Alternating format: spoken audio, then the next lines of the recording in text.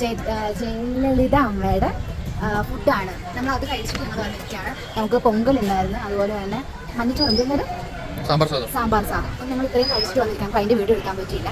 നമ്മൾ ഏകദേശം ഒരു 3-4 മണിക്കൂർ യാത്രയ്ക്ക് ശേഷം നമ്മൾ അതേണ്ട കൊടൈക്കനാലെത്തി. നമ്മളിപ്പോൾ ലേക്കിൽ നിന്നാണ് നടക്കുന്നത്. സ്റ്റാൻഡിലിട്ട് പോകുന്ന വഴിക്ക് ഞങ്ങൾ കുറച്ച് അച്ചാറും ചിപ്സും കാര്യങ്ങളൊക്കെ ആയിട്ട് വാങ്ങിച്ചിട്ടുണ്ടായിരുന്നു. പൂക്കൾ കിട്ടുന്നുണ്ടോ? ഇത് പിച്ചിയല്ലേ അച്ഛാ? പിച്ചിപ്പൂവാ കേട്ടോ അത്. എന്താ എങ്ങനെ